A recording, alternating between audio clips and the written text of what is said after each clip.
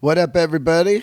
Welcome to another episode of Let There Be Talk. Today is Monday, September 17th. How is everybody? You guys y'all doing good? You guys out there doing it? You alive? You got a smile on your face? What is happening? Great guest today. Oh, my God.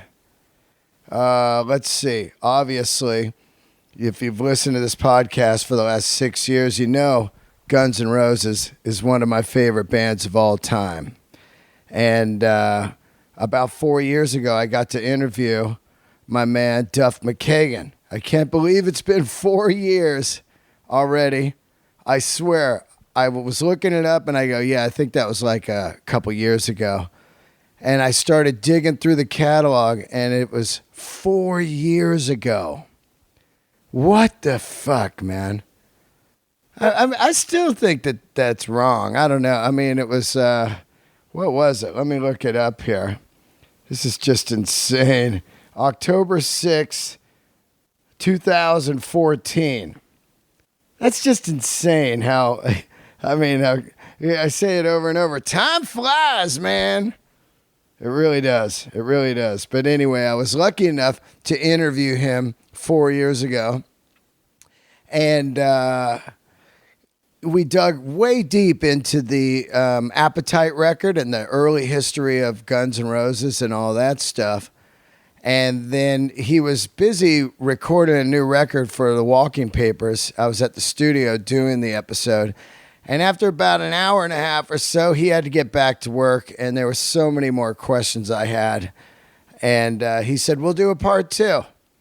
And of course, about a year later, Guns N' Roses gets back together, reunion tour / Duff and Axl. And I was like, gosh, shit, probably not going to happen now. And then about 2 weeks ago, I'm at JFK in New York City, and I run into Duff, and a giant smile on my face whenever I see that man, because I love him. He's just an amazing human. And he said, hey, man, come by the house. Let's do that part two. And I was just fucking, I was so happy, man. And sure enough, Monday, I went over to his house and we did this interview. And I think it could be one of my all-time favorite. Duff just, what a great person. Him and his wife, his family, his band, his music. I love it all. Anyway, that's about to happen here, and I hope you guys enjoy it. Don't forget to, share this episode with all the Guns N' Roses fanatics out there in the world. There are millions of them, believe me. Speaking of Guns N' Roses, you've been looking for a Guns N' Roses t-shirt, a vintage one? I got the Illusion one, and you'll hear about that story here on today's podcast with Duff. I got Illusion 2 tour. Original. You want an original rock and roll t-shirt. Maybe you went to a concert when you were young and you bought a shirt and you wore it like me and it just disintegrated because you wore it every day. Or maybe you outgrew it, or maybe you lost it. Maybe your ex-old lady, you broke up with her and she just left with it. You know, that is, can I wear this shirt home? I'll bring it back. Never bring it back. Oh, man. Oh, I don't loan shit to anyone. I loaned a couple DVDs to someone 3 years ago. Still haven't seen. I mean, it's probably better that I don't have DVDs because I don't even have a DVD player, but still, don't loan shit to people. Anyway, you got to get yourself a vintage rock and roll t-shirt. You know, I'm talking about one from your favorite band. Wyco Vintage is where you got to go. WycoVintage.com. They have over 3,000 original. I'm not talking reprints, repops, not that stuff at Target or any of that shit. I'm talking the original, slim-fitting, badass rock and roll t-shirts. Wyco Vintage. Right now, if you use the code DELRAISER, DELRAISER, the code DELRAISER, you're going to get a great discount from Wyco Vintage. My boy Patrick and crew over there are just the t-shirt gods. I love them. And I did an episode with them, of course. That's how much I love that place. They're out in Kansas City, Get yourself a vintage rock and roll t-shirt. You've always dreamed of having that Bowie shirt, that Cheap Trick shirt, maybe a Michael Jackson, even sports stuff. They got some Lakers, vintage Jordan stuff. They got hip hop, some Tupac stuff. Get yourself an Eminem shirt. Go around diss people. You want to be dissing. Do you want to diss people? Throw on a badass shirt from Wyco Vintage. Check them out, wycovintage.com. And also, maybe you got a collection that you don't wear. Maybe you don't like rock and roll anymore, which I find hard to believe. You wouldn't be listening to this podcast if you didn't like rock and roll. You got an old collection. Maybe your uncle passed away and he worked for Lynyrd Skynyrd or Dokken. Or maybe he worked for Van Halen and you got some old laminates and jackets and, duffel bags, all that swag. Call them up. They'll buy that shit. Hit them up, wycovintage.com. All right. Before we do get into the episode, one last thing. I've been doing a bunch of bonus episodes on patreon.com. So every Thursday now I drop a bonus episode of me just shooting the shit on stuff I love. This week I did an episode on the Lynyrd Skynyrd documentary, which is a masterpiece on Showtime and Hulu right now. This Lynyrd Skynyrd documentary, If I Leave Here Tomorrow, is just fantastic, and I am deep in the Skynyrd hole again right now. Anyway, those are all on Wyco. Hey, another ad for Wyco Vintage. You looking for a rock and roll t-shirt? Maybe you've had a dream shirt. Oh, anyway, patreon.com/Dean Del Rey is where you're going to find the Let There Be Talk bonus episodes dropped every week. And some new Patreoners are out there right now. Rayan Belcher, Scott Glazer, Tyler Hoffman, Heidi Lehman. Hey, Heidi. Hank, just straight Hank. Love it. Jason Jeffrey, Wyatt Case, James Vara, Mike Gilmore, Eric Campbell, Ryan Marshall, and who else? That's it this week. Look at all those brand new Patreoners. Subscribe, patreon.com/Dean Del Rey, and get the extra Let There Be Talk episodes. I guess that's about it. If you were in Virginia or South Carolina to go see Bill Burr and I this week, of course, those were canceled due to the hurricane. And hope everybody's okay out there. And if you have any family members or whatever, I hope they're all right. Pets, all that. The shows were moved to this week. So this weekend, I will be at, what is the date on that? 21 and 22 or something, or maybe 22. I don't know. I'm just out of it right now. I'm going to be in South Carolina and Virginia this weekend with Bill Burr. And then the September 28th, the LA Forum with Burr. If you're in New York this week, I will be at the Comedy Cellar on the 19th and the 20th. I guess that's about it. I love all you guys. I'm here in LA for the last day, and then I'm going to fly to New York and get my comedy on there. Enjoy this Duff McKagan episode as much as I did doing it. I love you, Duff, and I can't thank you enough for being a guest. You are just an amazing human, man, and congrats on this huge, successful reunion tour. One day I hope to get Slash and Axl on here. I'm that kind of guy where I think one day I will get Axl on here. That'll be insane. All right, guys, candles lit. Here he is, Duff McKagan.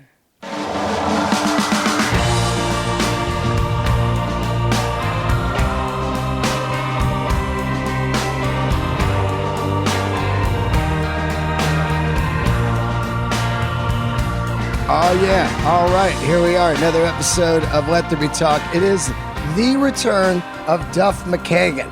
You know what? I looked it up when I had you on last. I listened. Pink Duck. Was I doing the Walking Papers record? You were doing the Walking Papers record. It was October 6, 2014. Can you believe? Almost 4 years coming up here in a month. Can you believe how fast it's been? 2014 was 4 years ago? Yeah. Right? Dean and I just ate almonds. I know, so we're like choking here.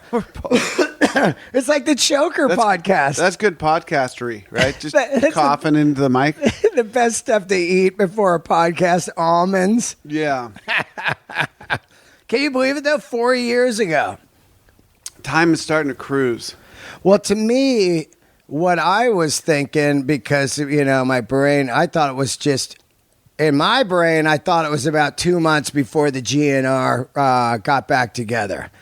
That's what it felt like to me, but it might have been maybe a year before or something. What do you think? More than a year, yeah. Yeah. Because we kind of announced, what was that, January 1st of 2016? 16, right. The Coachella stuff. But there had to be some brewing of it. It was funny because when I remember the last things I said on the podcast, like, it'll happen, I truly felt like it was going to happen, but was it since you know the time frame now, was it a long time after that, like a year, or did you kind of hear some brewings and you were just kind of keeping it in your brain? That's an interesting question. No, I think, as far as things brewing, it's just a matter of some guys with a past kind of figuring some stuff out and taking one step at a time, and just like anything, like sobriety or anything, your life. Like I guess I have enough years behind me now to go. Life is more mysterious to me because you genuinely don't know what's going to happen next. Absolutely. People who say, I'm 54 at my age, or at 45, well, this is what I'm going to do. I'm going to do this, and then at 60, I'm going to do that. You really have no idea what's going to happen. And I think the Guns thing was sort of in that category, and it was pretty righteous just the way it came together. It was it's all good, positive feelings, and that me. I mean, good, positive, solution-based life stuff melts perfectly in with the way I like to roll, and that's how this thing came together. So, you were kind of always you were always in there anyway. You'd done some gigs with Axl and stuff over the years, but were you? Did you ever really think, it's going to happen once? Like, I don't think I thought like that. No, right. It wasn't about, you're a sober guy. Yeah. I'm a sober guy. I had to do a lot of work, like healing the wreckage of not just me drinking and the damage I'd done to myself, but in my life. And it takes you a couple of years to take a real accountability for your stuff. You can't just do it in 1 week. No. Yeah, with a couple phone calls. Hey, I was kind of an asshole. It doesn't really work that way because it's not that you've affected yourself, you've affected others. The way you think about it is you've thought about it through all your drinking and all your stuff. Maybe that's not the way exactly it went down. Yeah. And it wasn't until I wrote my book, the first book, It's So Easy, that I was alone in rooms writing this thing, on planes writing this thing, and I would write a full 2,000 word passage. Yeah, because it would come to you. Well, I would write in those kind of spurts because right. I was writing columns at the time too. I'd write a 2,000 word passage, and I'd realize you just lied. The only person you're lying to is yourself and your computer, Yeah. So lame. You're leaving shit out, you mean? Like personal stuff? It was this is the way I want to believe it went down, and I would have to erase. I'd press delete on the whole thing. Wow. And those are the moments I really started to, it's like 2007, 2008, 2009. I really started to rethink my part in my life. And with that came a lot of aha moments, and I ran into Axl in London in 2010. Just our rooms were right next to each other. Yeah, that was the craziest story. And so and that's at the point in my life I'm like, things happen as they're supposed to happen, and there's energy and there's things, and that was supposed to happen. I went down to the gig with him that night and got up on stage and played, and it was really cool. We went to dinner the next night, and Slash and I have always been cool, and of course, and I think Axe and I have always been cool. It's just things happen in life, and there was separation. Things happen for a reason there too, and that's coming back together now. It seems to be a perfect time for us as dudes. I think for rock and roll, in general. My kids are grown.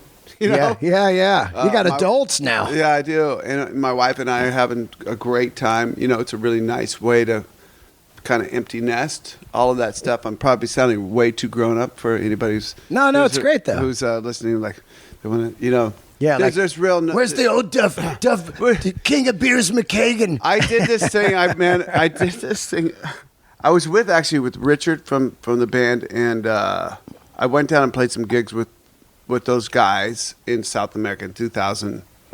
I don't know when it was. 12, 13, 14, whatever it was. I forget. I remember that though. Yeah. And we were up in, it was amazing. We were up in the highest city up there. Oh, yeah. La Paz. Yeah.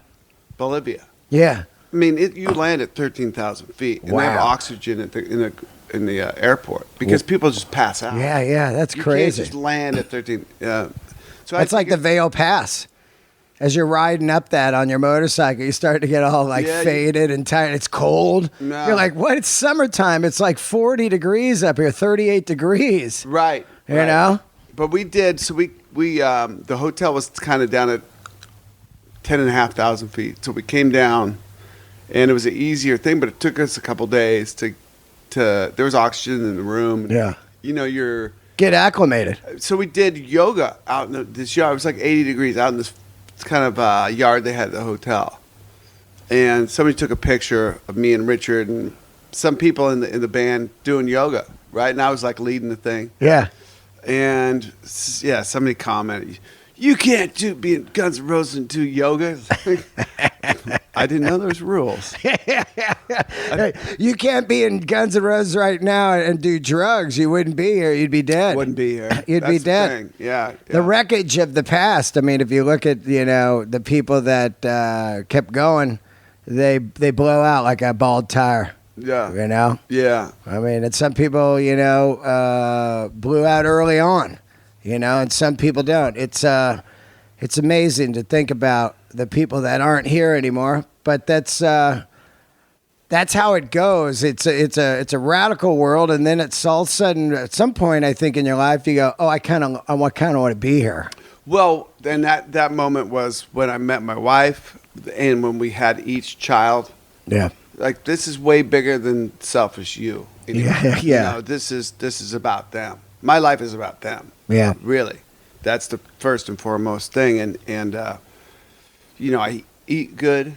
Yeah, you look amazing. I take vitamin. Well, thanks. Yeah, I mean that's a nice byproduct. Yeah, that's an inspiration to like me and other people because you're like, oh fuck, Duff's 54. He looks great. There's no excuse. I got to get my body's falling apart. I got diabetes. What's next? A heart attack? You pulled it together, though. I pulled it together, Yeah. But I think it's when you love to do something or you love people more than what you're doing. Like, you love your family and stuff. I love doing stand-up, and I was like, well, what do I love more than stand-up? Nothing. Okay, so now I've got to fix everything so I can keep doing it. Yeah. You know what I mean? Like, It's just like crazy stuff. Like, well, you got a career. You got a good career. I've seen your career just like, to me, it's like, whoa. Yeah. He's big time now. No money, but still, it doesn't matter. You know what I mean? Like, it doesn't matter. I think nothing matters when you're really doing something you love. Yeah. You know what I mean? As I, watch you, even over the years of doing other bands, it's not rock and roll to me has never been about the money. Never. I didn't move to LA. I didn't start in punk rock bands for the money. I didn't move to LA because to get rich and famous. Yeah. I just wanted to find the band that made a difference. That's when you're a teenager, you want to make a difference, and I still do. And it was never about the money, and it never has been. So playing when you make money is great. Yeah. Certainly helps, but I've done plenty of tours. First year and a half of Velvet Revolver, we were in the hole. Wow, going out and doing all that stuff, and Tour buses, hotels, record budgets, videos, all that. You're already behind the 8 ball. Yeah. You're in the hole. So, but we loved what we were doing. And Guns, man, we didn't make money. No, not at all. Yeah. For the first, we started in 85. Yeah.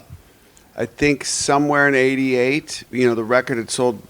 By that point, it had been a hit and it had been selling. But we were, McBob, our techs, our roadies were making. Yeah. I'd borrow money from McBob. Yeah. To get a sandwich. Yeah. Your own tech. Yeah. He's on a salary, and they're like, "Dude, can I get some money?" Yeah. I'm supposed to get a check. Yeah, he works for you, and you're borrowing money from him. Isn't that crazy, man? Yeah.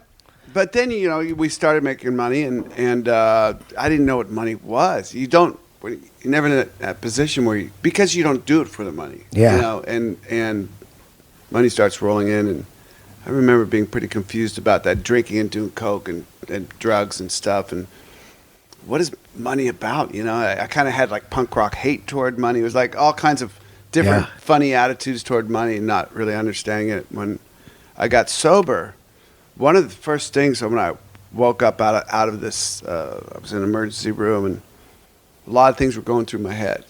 The first 3 days in that ICU, a lot of things. Yeah. You could imagine. Yeah. Pancreas had just burst. My mom's crying. She has Parkinson's. She's in a chair. I'm the youngest of 8 kids. Yeah. It's, you're just like, I should be the one taking care of her. The shame, just all kinds of things. But I thought about, I wonder if anybody's ripping me off. Yeah. Because I don't know anything about my money. There's a lot of like accountants and managers and all kinds. A lot of people, a lot of hands in the pie. You know, and also that was a big whirlwind when that thing hit. It had to be like just shit coming from all over the place. Yeah. Checks that you don't even know. I mean, you can't even like comprehend where the money's supposed to come from. Because there's no class, there's no how-to. There's no class, and we're talking about global money now. When you have multiple hit singles and a huge record, concert tours, merchandise, mechanicals, royalties, commercial, any kind of things. You're like, where is all the money, and who's getting it? Yeah. Who's grabbing it for us? Yeah. That's an interesting thing, Yeah. So there was all of that thought, and that kind of spurred me to get into business school. Yeah. I mean, it totally spurred me to get into business school and start to understand just money in general. And that helped me. Like, we all need to make money. Anybody who's listening here who's got a job and hopefully, and they're making money, they're supporting somebody, or they're, paying a mortgage, or they got rent, they got to pay for fucking gas, you got to get insurance, you got to, all these things. Yeah. Right? If you got kids, you got to, there's school, and there's clothes, and there's doctors, and there's et cetera, et cetera. And so I understand it, and it doesn't freak me out anymore. I know what my responsibility is. When I'm really super pleased and thankful that my passion, which is still playing fucking rock and roll and playing in Guns N' Roses, is a real passion for me right now. It's like, this is the real thing. It's all been the real thing, Absolutely. I choose to do, but right now this is the real thing, and it feels great. And my passion also, it pays my rent. Yeah. And Big time this year. As a comic, right? Your passion, and when it pays your rent, when it pays for your stuff, you're like, this is the best of both worlds. I've been to people's houses, and like, say your house here, or any big star, and it's amazing when I was in a guy's house, and it was an amazing house, and he goes, "Can you believe like jokes paid for this?"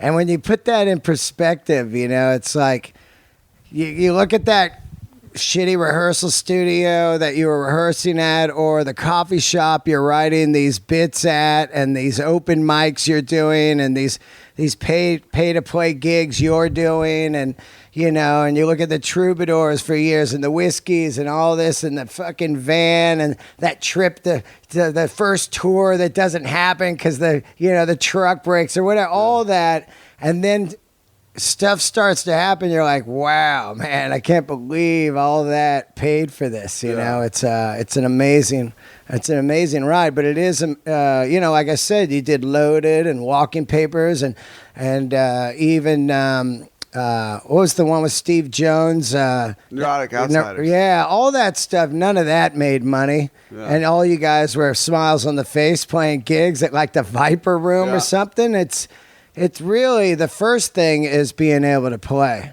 I think that's why one of the reasons I don't play music anymore was it gets so hard for people as they get older because they got families and stuff. And if there's no money involved, it's hard to get a guy out because he's got responsibilities and stuff, you know. But if, like me, I've always tried to stay single with no credit cards or anything so I could just keep doing the thing until... You know what I mean? Right. Until I could be responsible for other people, you know, if I brought anybody into the world or whatever.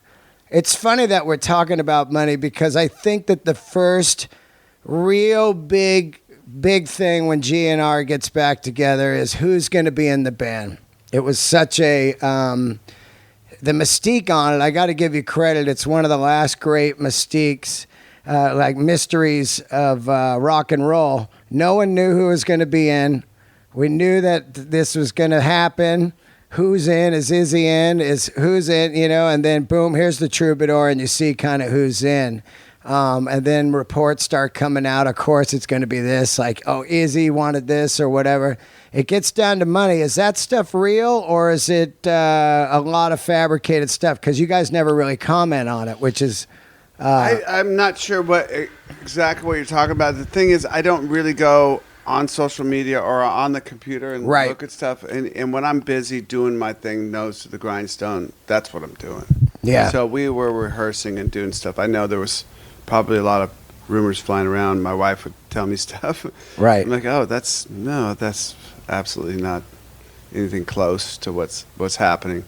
You know, I don't really want to talk about the machinations of how that came together. I'd rather it remain one of the last great mysteries, as you say. It was a lot of hard work, just a lot of hard work, and there was a real positive vibe about the whole thing, and an inclusive vibe. And what can I even say about that? You know, things were tried and things were ascended to or not ascended to, and you just got to let it go. That's it, and keep your nose to the grindstone, and that was it. But it was all very positive. Everything's put out there very positive, and that's that. But we're here to talk about illusions. Yeah, we are going to talk about illusions. I understand. I had to ask the question. Because if I don't, people are like, I can't believe you didn't ask that question. You of all people, you know what I mean? Me. Yeah. But because there is this amazing thing of, you know, there was some guerrilla shots, some TMZ shots of Axl and Slash. I guess at a lunch or whatever, you're like, "Whoa, man!" Are those? I think so. Yeah, I think so. I'm not even aware of that. And then it kind of starts whipping up, like, "Oh, there's like a meetings, and the band could be getting back together, and all of a sudden, boom, Troubadour, you know, and then a tour booked. But it had to be something of this magnitude. Had to be built in like a year. Are you guys in meetings? Like, okay, we're gonna do this. Are you like in a meeting, the three of you? Like, wow, I'll let that remain one of the last great mysteries. All right. Yeah. Man, I tell you, one of the funniest things is when it does happen.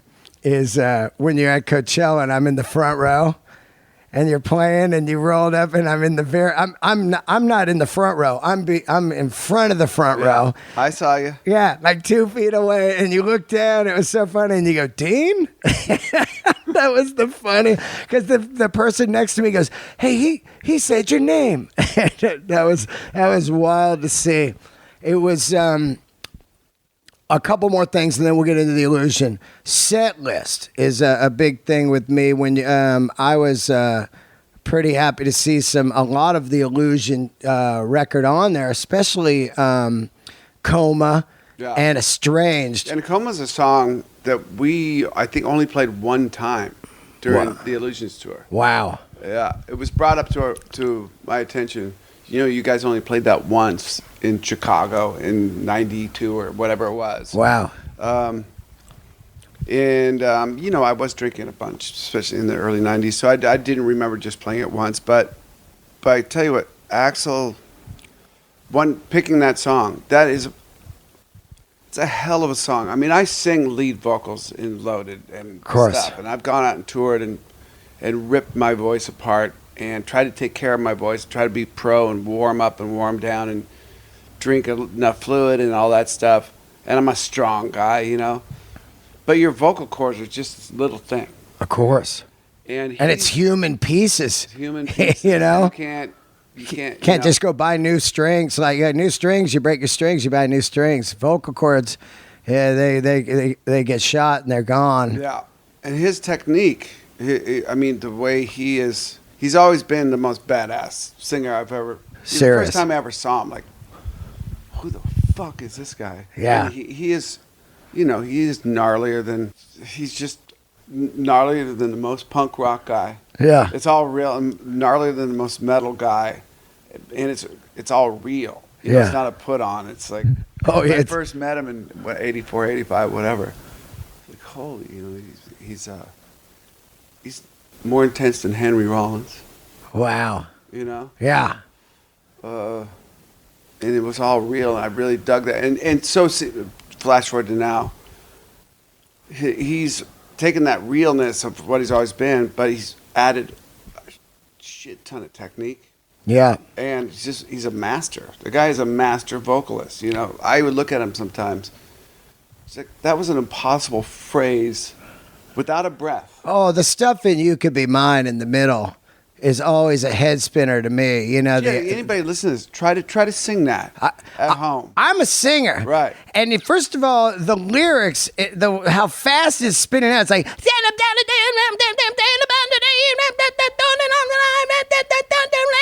you know, you're just like, I'm just babbling it right now. To be able to do the words at that highness and that speed is just like, oh, and at his age now, you know.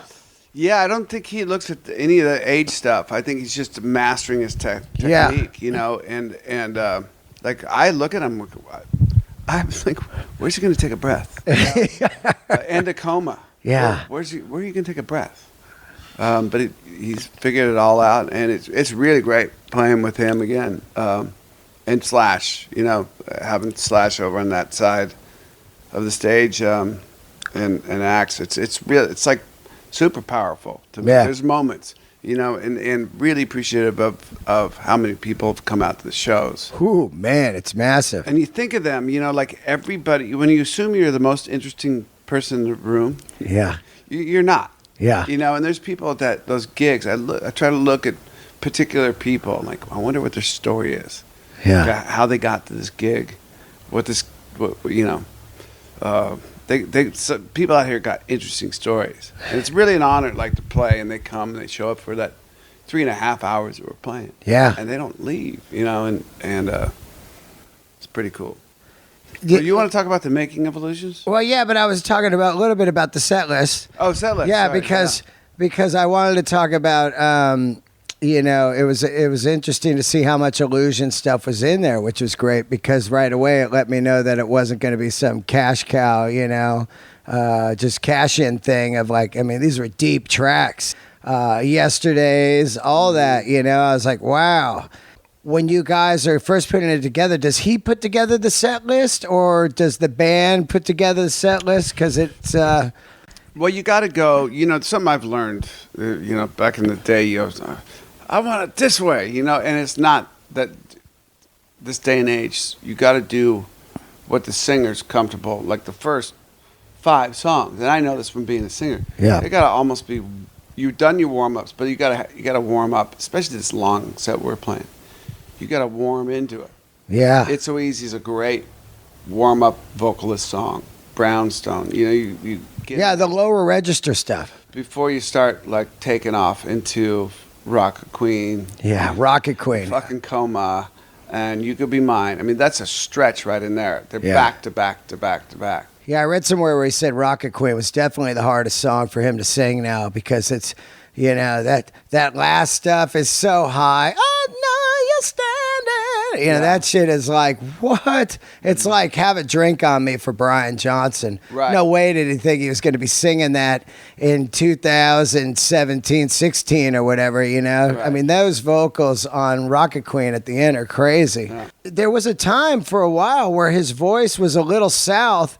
And also with Joe Elliott of Def Leppard, who I saw a couple months ago, and he blew my fucking mind, Joe Elliott. And it got me to start thinking there's got to be some kind of special dudes out there right now that are traveling around that I haven't heard about that are getting these guys' voice back in shape. Or maybe there's the node surgeries are getting so good that your voice is like back to really strong young days. Because, man, Steven Tyler, Joe Elliott, Axl Rose, all those guys right now are sounding better than when I was seeing them in the early 2000s. Yeah, I didn't see it in the early 2000s, but yeah, I mean, I don't know. He just works hard. Yeah. He just works his ass off. He gets in the gym. His vocal warm-ups are an hour and a half. Whoa, hour and a half? Yeah. Whoa. Yeah. It's incredible. Like, sometimes his room is near mine, and I hear him start. It's like 6 p.m. Whoa. And I'm just back from sound check or whatever, if I happen to be back in the hotel. And he's 7:30, finally ends, and after the shows, he might have, bite to eat, hang out, or whatever, and then it's into the shower, hour and a half, he's at the venue. Wow. Until whenever. Yeah. Hour and a half warm-ups and then warm downs. I know a lot of singers are doing that now, warm downs. That's crazy stuff. He's just working hard. That's all I can see. There's no special guys out there. Yeah. Surgeries or anything. Yeah, it's pretty amazing. Joe Elliott sounds incredible right now, man. Wow, okay. And I mean, good for him. He's a good guy. He is a good guy and a great band. Now, one last thing on this tour. Was it a conscious decision of like, we're going to send a message right away that Axl comes out on time all the time now? Because it's completely on time. There was no discussion about it, really. Yeah. He'll be up on deck sometime, that after Coachella, he'll be up there 15, 20 minutes early. Yeah. We're going to... He's on deck, man. All right, let's go. Let's go.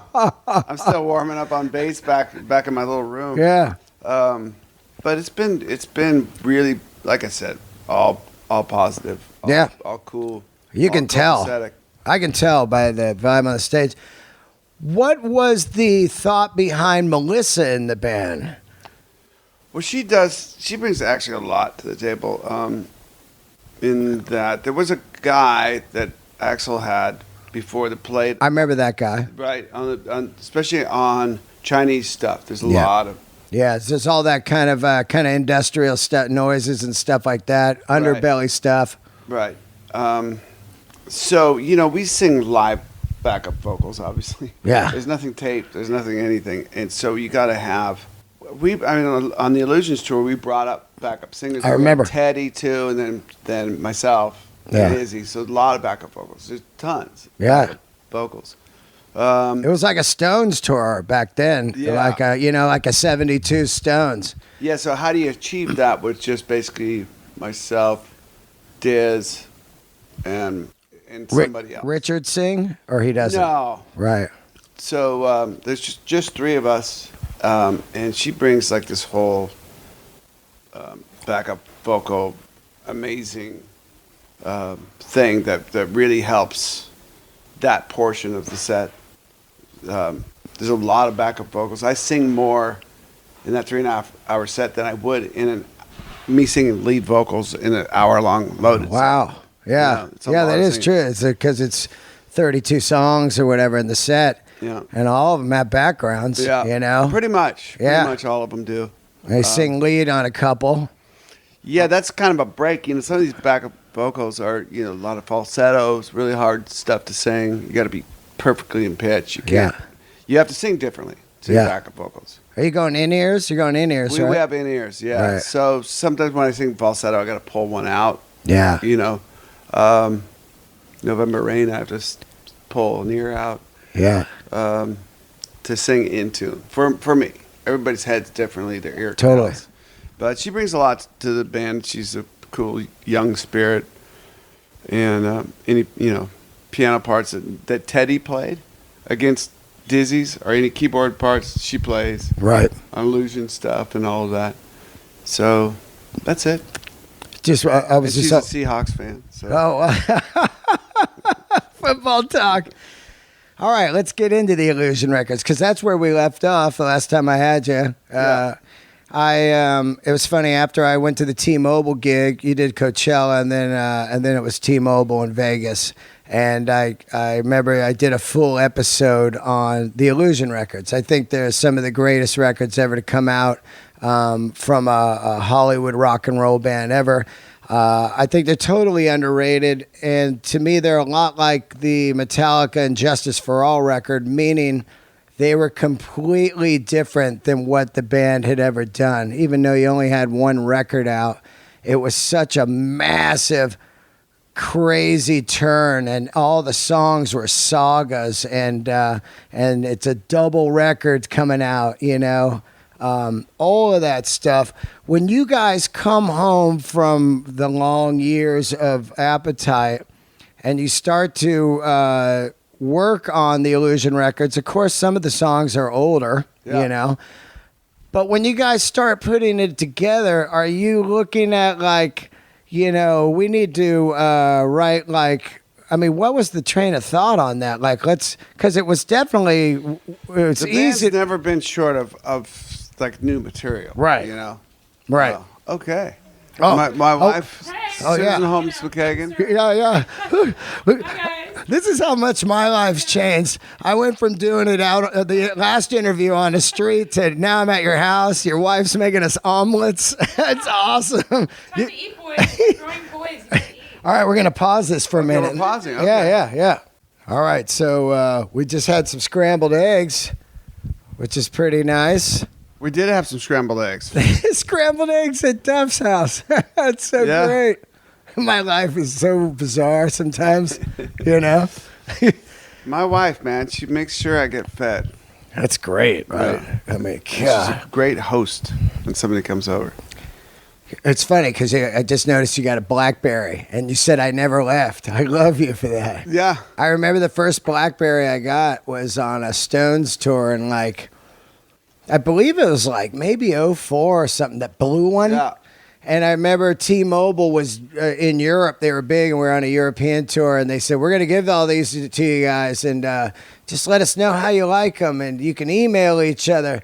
And I remember there's the pinning or BlackBerry Messenger. Still have it. Yeah. So, man, you'd be in an arena and be like, blink, where are you?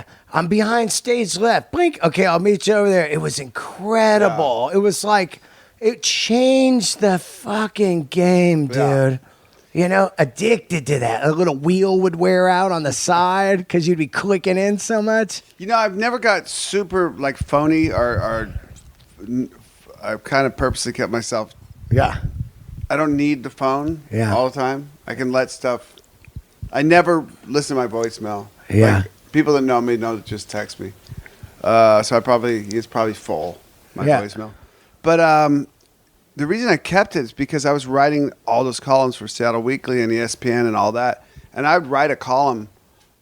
On it? Oftentimes. I wrote probably half of my book on a BlackBerry. Really? Yeah. And you could just cruise on the keypad. And my wife and daughters were trying to get me to go to iPhone. I'm like, I just can't write on this. I can't either. It takes my head out of the game. Yeah. When you write, you have to flow. You have to flow and flow. And I had already been used to the keyboard on the BlackBerry. And they keep making them, man. That's the newest one. I'm looking at it. It looks good.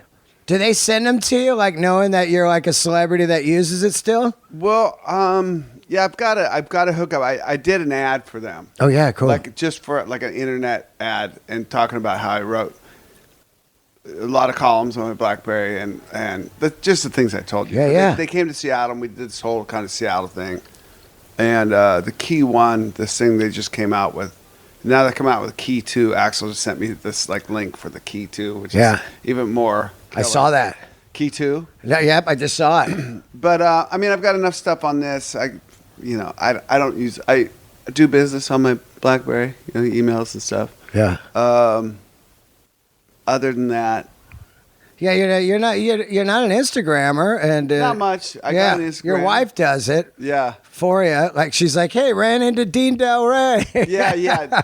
That was mine. It was actually mine because people listening. So we ran into Dean at JFK Airport. My wife and I just gone through security. More importantly, we just dropped our youngest daughter off at school. We're leaving for college. For college, and we were kind of going through the airport like, well, this is it. We're really leaving her in New York, and we were going through security. We're like, what? We're gonna leave, and Dean Del Rey is right behind us in security, and you really cheered us up. Oh, yeah, you came at the perfect time, man. It was like, I tell you what, we were going down a sinkhole right at that very moment. Like, oh, it's how weird life is, and I talked about it on my podcast right after that happened. I woke up that morning. I was getting ready to fly to a gig with Burr somewhere. I was meeting him somewhere, and I go through my rock and roll T-shirt collection, and I go, oh, here's the Illusion 2 shirt, original one, from back when I went to the shows. And I haven't worn this in a long time. I'm going to bust it out. And I put it on for a minute, and I go, man, I'm always leery of wearing it because it's original, and I don't like deodorant to mess it up. I'm all paranoid, And I put it on, I go, man, maybe I shouldn't wear it. It's going to be one of those run and gun trips, and then I go, I'm going to wear it. And so I go through TSA, and I'm tying my shoe, and as I look up, I make eye contact perfectly with you tying your shoe, and I see you look at the shirt, and then you see me, you go, Dean? And I was like, wow, this is so weird. An hour ago, I was contemplating, do I wear this shirt or not? And now everybody saw the photo, and they're like, was that planned, that shirt? It's like, oh, yeah, I was planning that. Like, in case I run into Duff today, I better be wearing the Illusion shirt. But it was, and people who are listening, I've known Dean for a really long time, so it was, and he's funny, and it was the perfect timing because we were going down this little morose rabbit hole right at that moment. Like, are we making the right choice? Yeah. Even our 18-year-old in New York City, and of course we're making the right choice. Yeah. She loves the school and all of that, but as parents, that's your baby. And like, yeah, we're at JFK leaving. It's funny because I felt the same way. Like, it's always so great to see a friend at an airport, but not only that, but somebody like, oh, it's Duff. This is great. I love when it's really bizarre like that, And so it made me feel great. And I shot the photo to Burr, like, look who I just ran into, and look what I'm wearing. And he's like, that's awesome. It's just so funny, man. Yeah. So we're talking about the Illusion records and the songwriting stuff, and of course, there's all kinds of things that come into play during that. A new drummer comes in, Matt, and I did want to ask you about that. Besides the songwriting stuff, but when you guys were looking for drummers, I don't really remember this because it was so long ago. But did you actually audition drummers? We did. We were at Mates. Oh, yeah? We went through, there was a guy, Adam Maples. Oh, Adam Maples? You know Adam? Yeah. Really good. There was a bunch of guys. Any other famous guys? Martin Chambers from Pretenders. Oh, wow. Yeah. Really? Yeah. Whoa. And then one day, it would just his style and the way we played just did, it just doesn't match up. Yeah. He's an amazing drummer. Yeah. Sometimes it's just got to gel. And Adam was getting there, and we were coming up against the time that our first day in A&M was coming up, and Slash and I went to a Cult show. Right. I think it was their last show on a tour, and we saw Matt. Like, holy shit, So I think we talked to Ian after the show, and they were like, well, we're done touring, so if you need him to do the record, it's fine with us. You're not going to cross any. Right. You don't want to cross your friend's band and take their drummer, Especially since you guys had toured opening for him on that Electric tour, which is one of the most iconic tours now, Appetite and the Electric.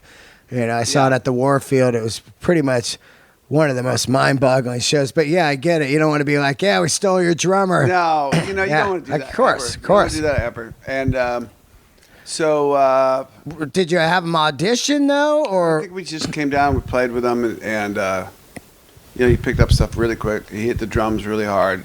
His meter was great, and different feel though. So were you like, oh, this is a total different feel? Like let's say, if you there were a bunch of new songs, right? So a lot of them we hadn't played with Steven at all. So it was kind of an open playbook, right? And to be honest, we were really under the gun, and we had whatever it was, 28, 29 songs. Wow. And we did one song per day. Yeah. Matt would get the cassette tape, here's the song. Yeah.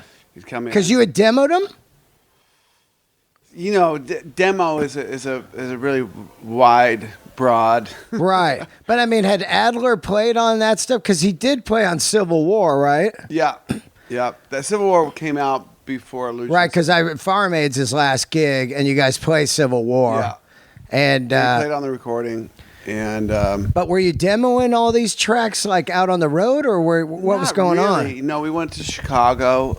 We demoed some demo. We had a microphone. Adam Day would, ADAT or whatever, or cassette, recorded on cassette. So we had our special demos. Nothing fancy. Wow. And why Chicago? To get out of LA at the time? Yeah, just to get to a place where we could concentrate. Of course, we ran into the place we rehearsed at, like the guys who ran the place. I won't say who it was. Yeah. They were the coke dealer, and they had the booze. So we get like this big bus tub of booze, and I love that. Like the machine of like, hey man, they're gonna be down there, so just load up everything. Load up. Yeah. And we had an apartment, a condo thing over in this other part of town, and we just right below where we played was this club. Where we rehearsed was this club, so that was our post rehearsal place to go. Yeah, and a lot of zany antics in Chicago. Wow, really like jumping through the McDonald's drive-through window and scaring the crap out of a bunch of people. Were people flipping out? Like, because by then you're pretty big stars. Where they're like, "Whoa, GNR's in Chicago." We were not well behaved in Chicago. How long were you there? Like 3 months. Whoa, 3 months? Yeah. Working on demo and stuff, really? Basically, yeah. Wow. Now, when you're writing the tunes, that's really what I want to get into is like how elaborate they are. So you're in Chicago and you guys are working on this stuff where you guys are like, well, this is totally different than Appetite. I mean, if you're looking at stuff like, Estranged and Coma and... But you got to realize Appetite was made years many years before that. Yeah, totally. And we had progressed as a band since then. And the only thing that we put out was the kind of the acoustic record. Yeah. Which shows like just a different side. That's really how we wrote songs on acoustic guitar, like Night Train, everything. Like, really? If it doesn't sound good on acoustics, it doesn't sound... Kind of like Stone style, where they're sitting around that, like, Exile, where they go out to France and they're just winging these acoustics and coming up with stuff. Yeah. Because, to me, the records do have a kind of an Exile feel where there are these totally different tunes from what you were doing. Yeah. And, but a lot of them, like I said, were these sagas, these big pieces, And at what point do you guys go, oh, we're definitely putting out a double album? I think the original intent was let's just go in and record. Yeah. See what we got. And just every day, I mean, we tracked the song every day for 29 days. Wow. And then it's like, we don't want to throw any of this out, or what are we going to wait on some of these songs? And I think Axl came up with the idea of putting out 2 separate records. Yeah, Springsteen was doing it at the time. Yeah. With Lucky Town and the other one. And was the label like, oh, absolutely not? Or were they like, yeah? I think, they fought it some, there's probably a whole story in that. But, going in and recording those songs at A&M was a super special time. We were ready. Everybody was top of their game. Matt was exhausted from learning songs. By the end of the thing, like we were playing, recording breakdown and like songs that have like 9 different parts. You know? Yeah. And Matt was losing his mind. Matt, by this point, had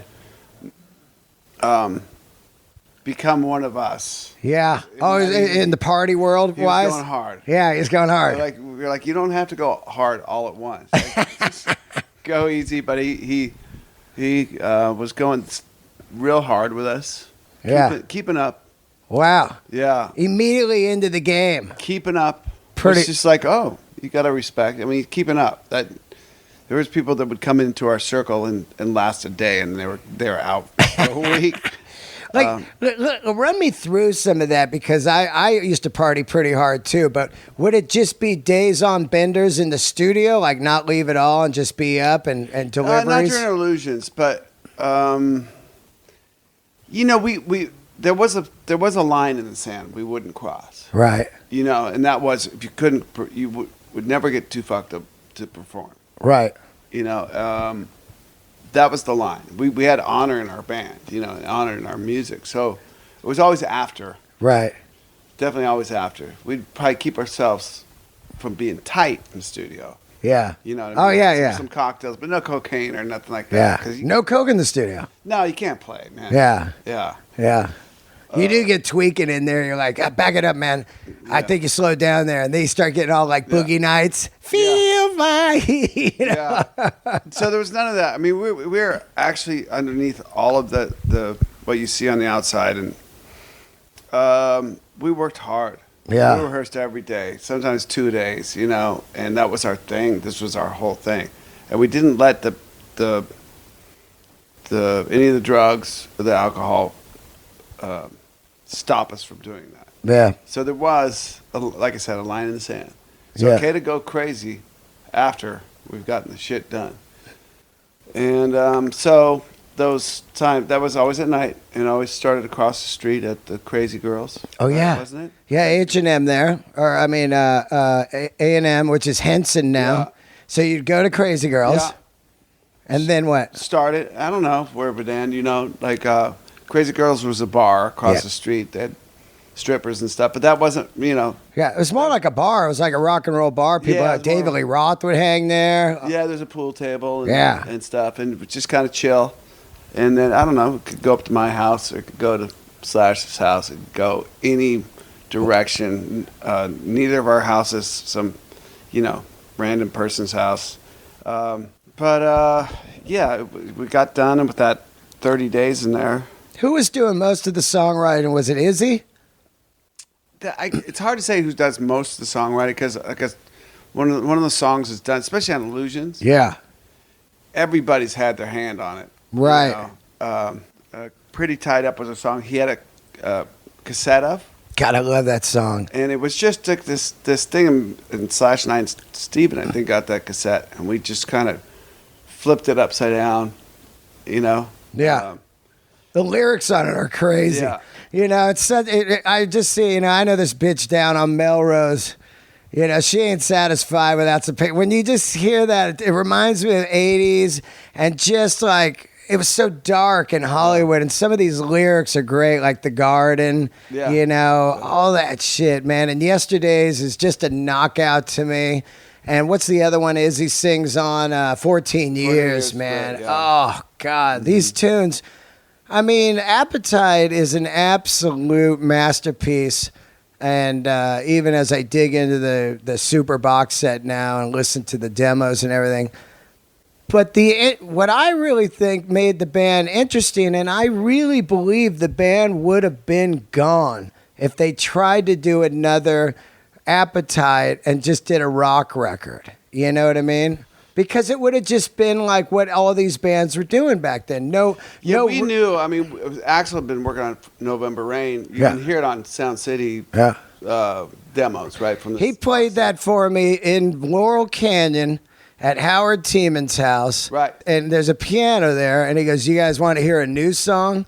And we go, "Yeah." And this is in the 80s. Yeah. You know, and he whipped that out. And I remember going like, oh, well, this guy's a totally different level than we're like these rock and rollers, you know, like let's drink and play A, D, and C. And he just played November Rain for us. And we were like, what the fuck? Did you write that? He goes, yeah. Yeah. You he know? worked on it, he perfected it, and it was a process. It was a song he needed to get out. Yeah. And worked on for ever since the band, I think, pretty much started. Right. And we had Don't Cry. There were songs that we knew I remember that. we were going to push off to a second record. Right. And you had recorded them for Appetite, right? Like the demos? We did. Like Shadow of Your Love, November Rain. Those are on those Appetite demos. They're on the demos from Sound City. Right, from Sound City. Yeah, so that was another thing. We just recorded kind of everything we knew, including covers. Yeah, of course. Jumpin' Jack Flash. And Heartbreak Hotel and stuff. Was and that first bits and pieces? That first EP, is that fake? It's just recorded and that stuff and you added crowd? We didn't have a crowd. We thought everybody was in on the joke. Right. You know? Yeah. Because the funny thing is when we recorded that, we were playing, you know, Wednesday nights opening at the Troubadour for somebody. Right. You know, we had a crowd, but it was probably about 20 people. Right. So, yeah, we got the... so when we put live, exclamation. Yeah, that's great. Like a suicide. Right. We thought everybody was in on the joke. And then, but people actually thought we were massive. Yeah. Oh, yeah. It's like, how could we be massive? We don't even... People put it together. Yeah. But, we used like Texas Jam audience and lit our own firecrackers off in the studio. Real shit? Oh, I love that. Texas Jam and then your own firecrackers. Oh, that's the best story ever. We thought it was just funny. Yeah. You know? Yeah. And we did think everyone would be in on the joke. Yeah. Apparently not. I started, I think that everybody does this, but now I did it with the Illusions. You know, everybody back in the day, which was great about the record, was your illusion. You know, so all of us would do, this is my illusion. And it would be if it was a one record, you pick the songs off the two and you make your own illusion record. And now I've been doing that with the Appetite with the demos, so I go, okay, I take out two and I put in Reckless Life and Shadow of Your Love, and then I did that on Twitter, and people lost their minds. And of course, it's my favorite record. People were like, "How dare you remove two songs from a masterpiece?" It's so funny. Like people were going crazy, Or meanwhile, I could just do Illusions, and no one says anything. Like, right. Oh yeah, well, my Illusion record would be this. Right. But it was a special time making that record and everything leading up to it. We had grown into this huge band. Yeah. Again, there was no guidebook for that. Yeah. There was I was living in Studio City, going to the Ralphs there all the time. No big deal. Oh yeah. And suddenly we were on the cover of the Rolling Stone. Great shot. Right, and people started reacting to me differently. Yeah. And I didn't know what that was about. I didn't know how.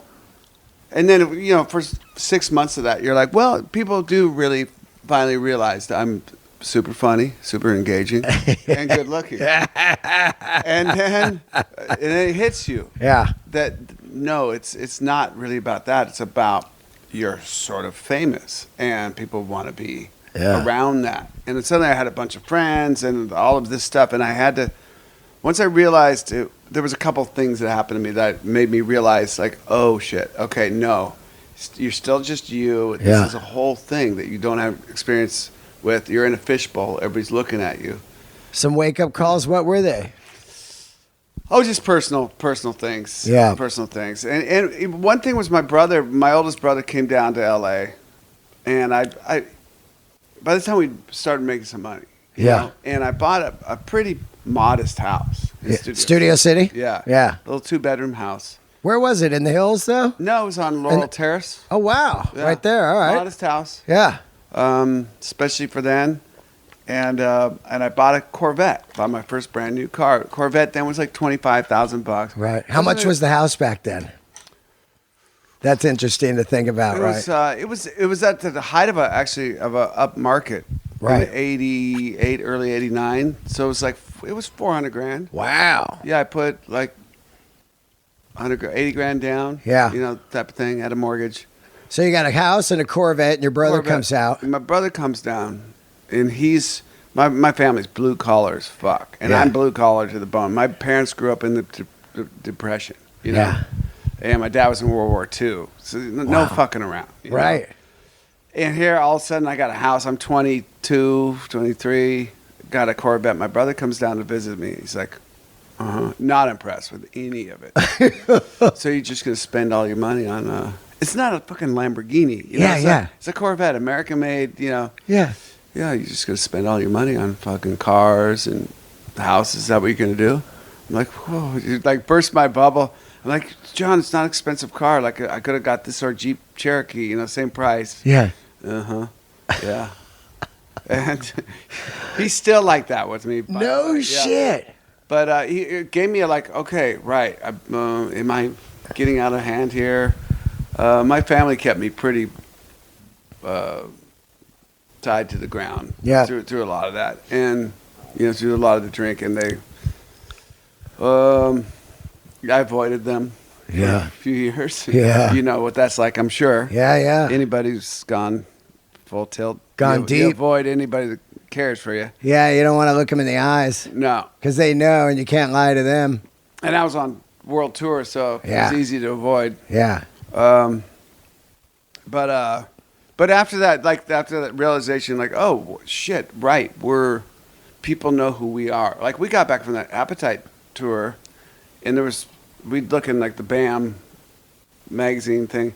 Bands were dressing like us. Oh, absolutely. This is before the internet, before you knew, like, you came back and like, LA bands had whatever, leather jackets on and scarf or like cowboy boots with the jeans inside. Yeah. Torn up snake boots, you know, leather jacket, some spurs. Yeah. Some bandanas, you know, it was 100%, it changed everything. You know what I mean? So that was a trip too, to see that. And without real judgment, I hadn't heard the bands or anything, but we realized we kind of affected some culture. We thought it was kind of funny. Yeah. Because our look was really kind of a mix, like Johnny Thunders and just stuff we grew up with. Yeah. It wasn't contrived. It was how we dressed. How that's funny that you say that, because we get into the look, you know, of course, it does have this full look, and it's like street cowboy.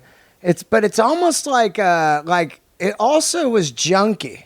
You know what I mean? It's a mixture of all that stuff. It's a mixture of all that stuff. But that's the time we came up. Yeah, right. I mean, heroin hit Seattle like nobody's business in about 1981. Yeah. So there was an aesthetic. There was a Generation X record where those guys, you know, they got cowboy boots on outside of their, and I was like 14. Yeah. There was LAMF, Johnny Thunder Heartbreakers record, where they just like the coolest picture of a band ever. Right. So as you're 14, 15, 16, you're emulating things you are influenced by. And that's all that was. You know, by the time we're 20, we're hardened veterans of the thing, and this is our look. We have no money. Yeah. So our stuff's getting ripped up and torn up. We don't care. Yeah. We're living the dream. We got our band, you know. We finally got our band. Yeah.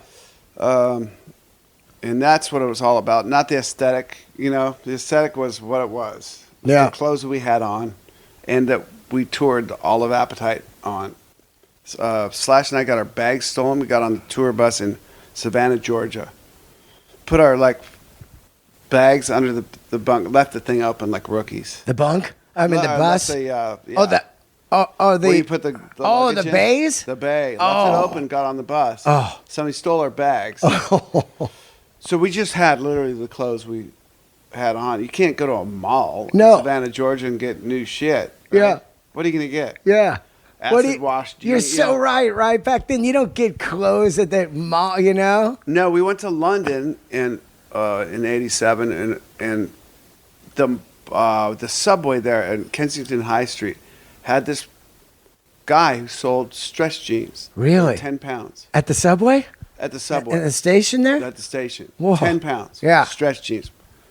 Okay. Get 2 pair of those. That's going to let...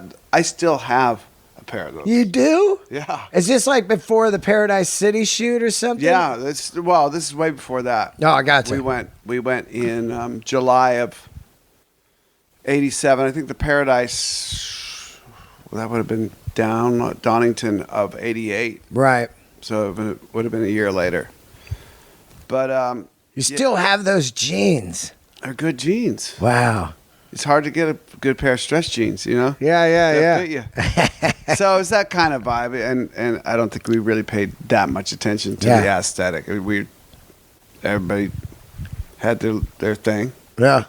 But to flash forward to Illusions, my point was we'd been through like all this stuff, realizing, the band's huge, taking that all in, like our thing worked, this thing that we believed in. And it was only us that believed in those songs and Appetite originally, of course. Because you write the songs and you go out and play gigs and you come back and work on the song more. And then, labels started getting interested in our band. And then, they thought, the rumor was that band won't live long enough to record these songs, and et cetera, et cetera. And we knew we just had the songs that we liked and that spoke to us. It's got to speak to you first. Yeah, absolutely.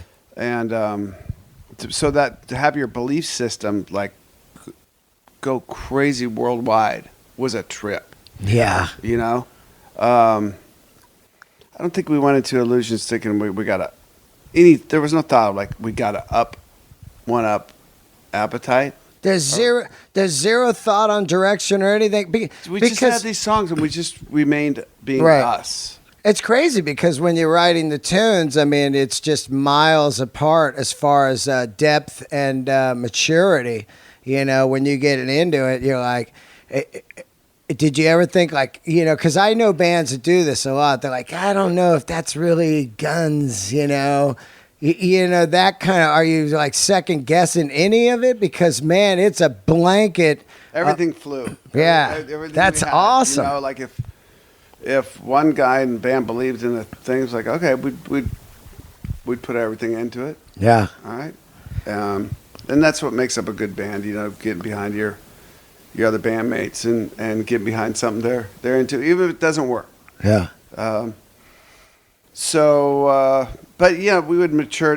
Like playing at 15. If you heard the bands I was in, I'm sure Slash. I can speak across the board. To 20. Yeah. There's a huge maturity in there. Yeah. Now from 20 to 25 or 26, whenever we made Illusions, huge maturity, and we toured the world and we'd written all these songs and sound checks and blah blah blah. And maybe you're listening to other stuff now, We're listening. right? Sure, you listen to Lenny Kravitz, right? Faith No More. Yep. All kinds of stuff. We were listening to Macy Gray demos. In Chicago. Wow. Super blues killer. God, that was a record, huh? Yeah. So yeah, there is stuff coming out like that. Fiona Apple's rolling around, I think, and around in that area. Of course, I also think that like Blind Melon is had a way big weird depth to it. That wasn't you couldn't really grip that. Yeah. Wow, what is this a rock band or what? So there was an opening for all kinds of music at that time. Yeah. And we wanted to do that. I mean, we thought we had probably done that with Appetite. We did our kind of music. It wasn't like any other kind of music. Yeah. At the time, we were going to do our kind of music, and we're going to roll with that because we believe in it. Yeah. But same thing with Appetite. We're going to go do our kind of music, and we're going to roll with that because we believe in it. Yeah. That's it. Period. Now, one real wild thing as I listened to the Sound City demos, and this has to do with Mike Klink. As I'm listening to those demos a couple of weeks ago, I hadn't heard them in years. I had bootlegs for years of parts of it, but to really listen to it all in a row, I said that it was a rare time where it was the band beat the demos. You know, whenever you talk to the band, they go, "You should have heard the demos of that." You guys murdered those demos because the demos were pretty good, but they were 2-track. They were just 2-track. 2-track, but they didn't have any muscle. Right. Like it felt like they were kind of like loose and jangly. There was no conviction compared to the Mike Klink recordings. Yeah, Mike Klink. I mean, we could have, like, the Sound City were just demos. Gotcha. We had 48 hours. Oh, wow. We thought that meant 48 hours straight. That we brought in Manny Charlton from Nazareth. Yeah. To produce us. Right. And he lasted, poor guy flew in from Scotland. We picked him up at LAX in some piece of shit car and went straight to Sound City. Yeah. We got 48 hours. Oh, he's just upside down. He's upside down. He lasted, I don't know how long, not maybe 6 or 7 hours. And then he was just out. And we just kept recording. Wow. Through the night into the next day. And so, yeah, we were just probably looking more at arrangements and just getting the shit down. Yeah, I got you. Getting it down. It's 2-track. Yeah, it's a 2-track half-inch tape. So of course, half-inch tape to 2-inch tape's gonna sound different. And then we got him with Klink, and he had this super calm guy, and he was like, okay, we'd be fucking around, getting ready to track a song, and he would say simply, all right, guys, dig in. Yeah. And just you hear him say that, especially for Steven and I was like, okay, this is the real one. And an Appetite, those are first, second, maybe third takes, rarely third takes. But wow. We were ready to record the songs. And I just read he was the drum engineer on the Injustice for All record, which I never knew. Klink was. Yeah, I never knew that. Oh. Isn't that wild? Because I had never heard of him until he worked with you guys. Yeah. But he was an engineer on the drums only. So maybe he was a studio guy and they, cut tape and did all that stuff. Yeah, and did that. But I was looking at the credits for Injustice box set coming out and it said drum engineer Mike Klink. I was like, wow, that's. Well, I did not know that. My point on that is, how did Mike Klink realize the vision also of how grandioso Illusions were? How did you guys explain to him, like, hey, we're looking to make like an Elton John record here? He'd heard all the material and stuff. Yeah. So he was good, definitely good musical. He believed in our thought process. Yeah. I should probably just say that. He really did believe in the thought process. He believed in the band and that we were willing to try new stuff that, could be looked on so many different ways. Yeah. We didn't care. Yeah. We did not care. He didn't care. He was really good at miking stuff up. That's his specialty. It sounds so simple. But miking amps up and drums and having that exact sound that he wanted come to the tape. And he explained it to that to us. That's how simple it was. I just want to get the sound that's in the room from the amps and the drums onto the tape. I don't want to fuck with it. Yeah. You guys have good tones. Everything sounds good. Let's get that tone. And that was his thing. And he would, when it was time to track, he'd come in over the headphones, get on his microphones. All right, guys, dig in. Yeah. Boom. And a lot of those, all that illusion stuff, those are not. Those are tracked live, those right? big opuses. Yeah, that's live. Yeah. If we'd fuck up in the middle, we'd stop. Really?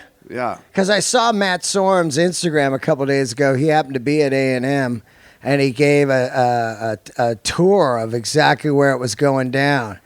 He was like, okay, here's where the amps were. They were in this room. Axel's piano was over here. And then this is the drums, and we played in here, and this is where we all played, And then he walked upstairs to the lounge area, and he was like, this is where some shenanigans would go down or whatever. And then he went into the control room and stuff.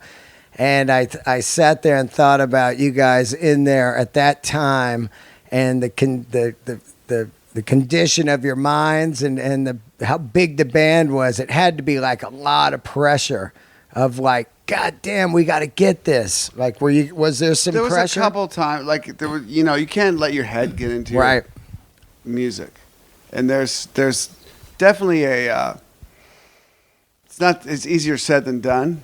Yeah. But there was a couple times, I think, when we were recording early on in those Illusion sessions. So Civil War, when we recorded with Steven, I was like, because we'd sold so many records on Appetite, I'm like, 1 million people are going to hear this one bass pluck. Yeah. And the next one after that. So you're getting into your head. You have to not allow that to happen at all. So I think what we achieved with Illusions was just being really free and not really forethinking that much stuff and trying to get, we got full takes of the songs. That was important. Yeah. We're a rock band. If you can't record the whole fucking song, you shouldn't be recording it. Yeah. So, and some of those things are opuses, Well, I mean, to think about the arrangement of, like Estranged or Coma. Coma is like, I know the song inside and out, and I'm always like, oh shit, yeah, that's right, it goes to this part here. Yeah. It's like, I mean, you got to get your brain wrapped around that. Well, that's just muscle memory. So we played that song so many times. Right. By the time the studio came, it's like, okay. You mean you had played a bunch demoing it? Yeah, Chicago. Well, you say demo. I mean, Well, yeah, but I mean, yeah. that's just us rehearsing. Right, rehearsing. I got Yeah, you. making tapes. Adam making a tape Right. of Right. a take or two, or as the song progresses. Yeah. Here's the last progression of that song.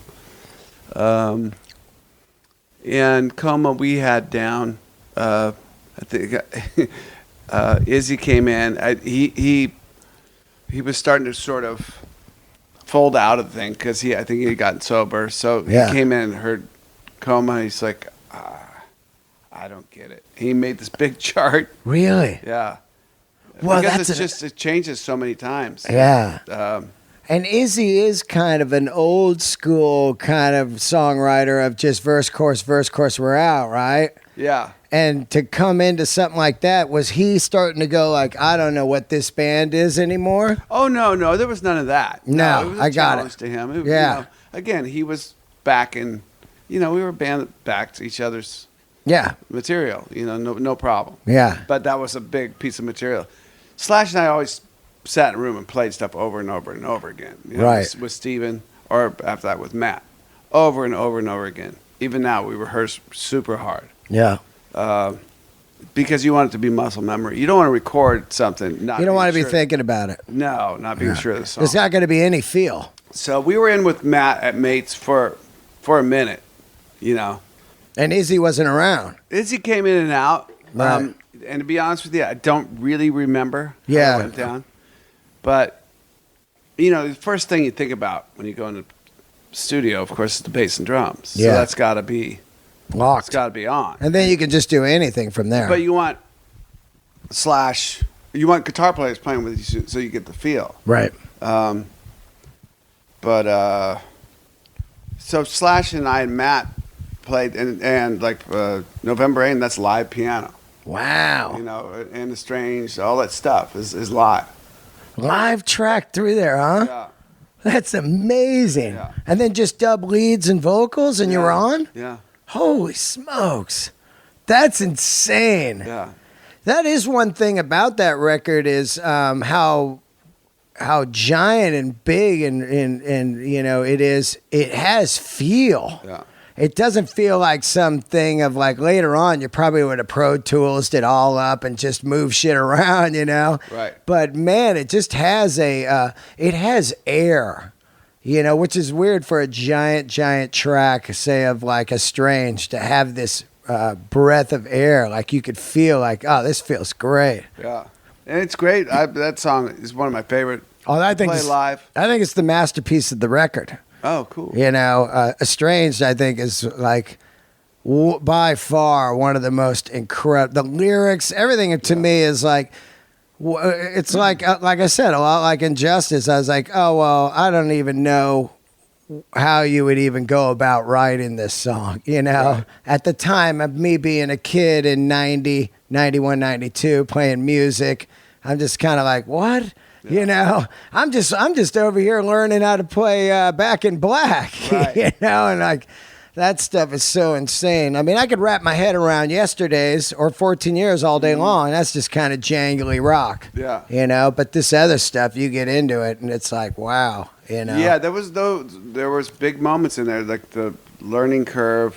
Axl brought in Estranged on piano. I wasn't quick enough to read what he was doing on the keyboard to translate that to bass or slash to guitar. So we just learned it the hard way. You know, one time he stopped. He came down to Mates. He's playing. He's like, "Are you even playing?" He looked at me. He's like, "Are you even playing the right notes?" I'm like, "I'm just trying to figure this thing out, man, because it's a big epic." But once I understood the song, and once Slash understood that song, Estranged particularly, Slash did some stuff on guitar that was uncharted territory for him. Yeah, you know, with making the dolphin sound. Yeah, that woo, all the roll-on stuff. Yeah, that's just roll-on. Yeah, it's not, you know. Of course, he doesn't use volume swell stuff. Yeah, yeah. It's a Marshall and his Les Paul or whatever he's using, and a pick.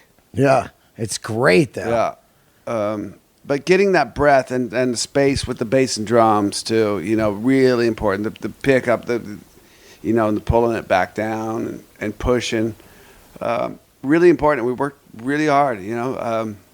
I can't really explain how hard that band works now, because it's all about just being the best you can be. And yeah. Even back then, when everybody else thought we were just drinking and doing drugs. That's what I thought. Yeah. And then when that comes out, we were doing that for sure. But that was at night.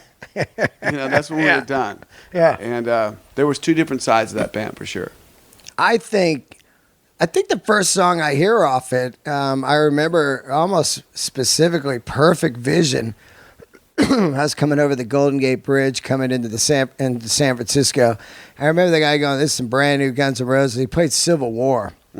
I don't know what was that out before the records. That was for wasn't it for? It was for a movie, Days of Thunder or something. Right. Because I remember it being out before, so that's why Adler plays on it. Yeah. But it comes on, and I remember immediately going, "Oh, this band's going to be way, way beyond what they just did." You know what I mean? That was a map right there, or a sign right there of like, oh, this, because that song was way different. Yeah. And it was just so, you know, the front part with the move, what we got here, you know, and the big grandiose opening with the whistling, you know, and it was just like, whoa, this is going to be great. So by the time the records drop, I really loosened my mind.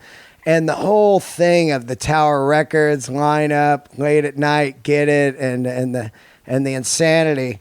When you guys turn the records in, and you're fighting the label to put out two, are they like, hey, what is this? Are they on board at all? Like Zutot's still around, right? Yeah, no, they were really trying to get it down to one record. Yeah. And did you try to make it one record? No. Yeah, our feet were pretty well planted at that point. Right. And we went on tour. Yeah. You know, Axl was still doing vocals while we were on that Illusions tour. The records weren't out. Is that right? Yeah, we were playing songs from Illusions, and the records weren't out. Well, I remember the kickoff. You did a secret show at the Warfield in San Fran. We did one in San Fran. We did one in L.A. Yeah. One in New York. I remember it, man. It was just like, all right, if you're in San Francisco right now, some tickets just went on sale for Guns N' Roses at the Warfield. It was like, what? It was like this crazy, like out of the studio show, like you guys getting out of the studio or something. Cars were crashing and shit. Like fucking people just locked them up on the street there that the Warfield's on, and ran and got tickets. And my buddy ran down from work. I was at work somewhere else. He goes, "I got us two." I still got the stub. It's a giant ticket like Willy Wonka. Yeah, I remember that. Yeah, and I remember you guys played tunes from it, and Axl had a new haircut, and you guys it was like, what? I think it was one of the greatest gigs I've ever seen, you know? And I was like, wow, this is a different band. So you guys are on the Illusion tour, and it's not even done yet? I don't even remember that. Yeah. Really? I don't know how many months, but it was a couple months. Wow. Yeah. And you're out playing the songs, and are people just staring at you like, what is this? I mean, there was probably some of that, but we didn't sense it. We just were doing our thing, you know. So it was kind of like when we were first a new band, you go out and play your songs at the clubs. Yeah. Nobody doesn't have a record of them. Right? So it was just that Yeah. a little larger. Yeah. And we were playing the songs well and all of that. So then when the records came out, then it made more sense, I think, to everybody else. But it made sense to us from the beginning. How did you sequence this record? Because this was a big thing you and I talked about on the last episode of sequencing, how it's an art. You've got, 24 songs or something? I remember, I think everybody kind of turned in their... How do you pick one and two? Like, this is one. Yeah. Because, like, if you look at Tattoo You, let's say, Stones, it's only a single record, but side one is all up-tempo, side two is ballad. So you know what the theme is there. With you guys, could have easily did a theme of, like, here's the rockers, and then here's the way out there tunes and the, you know. I don't think we wanted to separate any of that, Yeah. And dictate how a person should listen to the records. Yeah. I remember making, like, here's what I think is, we all turned in, like, here's what I think it should be. Wow. And I think it was just a kind of a mix of all of that. Wow. In the end, it's got to be democratic and something like that. And it ended up great, Yeah. I remember the records coming out, and Slash Night, that Tower Records thing, we went out and went up, there was a two-way glass office. Uh-huh. So we got to go up back behind and watch people come in at midnight. Really? And then I remember going, wait, what's on one and what's on two? But because by that point, kind of forgotten. Yeah. And you'd have to, I wouldn't be able to tell you right now what's on one or two. Oh, yeah, me either, because they become a blur now, you know? I know that two is my record. Okay. Definitely. Everybody has a thing. Two was my record. Right. It had So Fine. I thought So Fine was incredible, man. I always loved that tune. It had Estranged. I think it has Yesterdays. That's a good thing. Hold on, I want to look just real quick. I got it right here.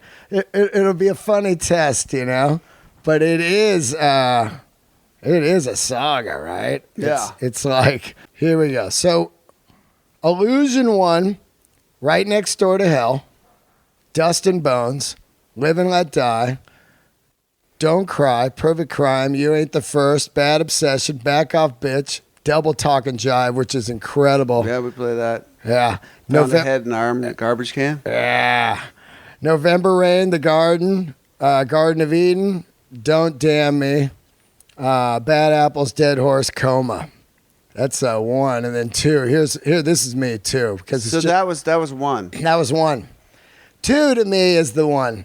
It's Civil War, which is just a masterpiece. 14 years. Is that Wes Arkeen also? That 14 years, or Yesterdays? Yesterdays. Yeah, and The Garden. The Garden. Wow. Yeah, that was an old. Yeah. That was like from 85. Wow. Yeah. Yesterdays, Knocking on Heaven's Door, Get in the Ring, Shotgun Blues, Breakdown, Pretty Tied Up. I love Shotgun Blues. That was one of my favorite songs. Yeah. Where Axl's playing guitar. Oh, yeah? Yeah, I love that song. He played guitar on that? Yeah. On the record, but not live, right? Because no, just on the record. And his guitar playing style, I just loved because it was so dirty. Yeah. So simple and dirty, and you need that kind of thing once in a while, especially on such an epic, big record. Right. And he's like, I got this thing, and he always. That's how he learned to play guitar. I think was writing Shotgun Blues. Wow. Yeah. I never see him with a guitar in his hand. Yeah. You never saw a photo of him with an acoustic. Like, hey, when I'm around the house, I write a little songs. It's interesting because you always see Jagger. He's got to let you know. Like, here comes Miss You. Miss You is coming when the SG comes on. Right. Shotgun Blues Breakdown, which is great. Pretty Tied Up, my favorite besides Estranged. So Fine. Locomotive. Right. Oh, that's a great one. God, that's a smasher. You Could Be Mine, was the smasher for the movie. Yeah. And Don't Cry Again, and then My World. Yeah. And you know, I think My World's great too. My World's great. Yeah. You guys, when it comes out and you're watching, you're looking down on, are you just minds blown? Like, look at these people are buying, they're buying both of them at the time. That's a CD that's what, $24 or something. Remember that? We just, yeah, I wasn't observing like the buying patterns, but just the excitement of people. Like, we went to dinner or something, and then we came back behind, and just to watch this because it was exciting for us too. And Yeah. we didn't get to do that on Appetite. There was Yeah. no midnight release. There was none of that crap. I'm like, wow, there's a midnight release. I've been like some of my favorite bands have done this. Yeah, I think MTV was out there, right? Maybe. I think so. They were covering it, and there was people sleeping, Yeah. and they were running out. I remember, Kurt Loder, people coming out, I got him! And there was two, and there it was. You got to see the cover. Yeah. There's no internet. You didn't see the cover before that. You're like, whoa, it's another painting. It's not Robert Williams this time. What is this? It's a guy thinking. They're two colors. All that, man. It's the organicness of that. It's just killer, Yeah. You sell like what do you guys sell, like 3 million or something like each right away? It was, the numbers of what that band has sold is kind of astounding. Yeah.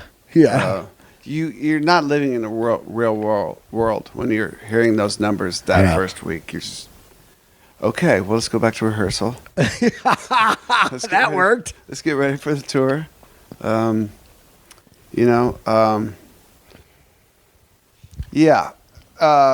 That was the beginning of my kind of real dive into the darkness. Yeah. So, like Matt, you said he gave a tour of the studio, and here's where the piano was, and here's where that's. I wouldn't be able to do that. Really? No. Wow.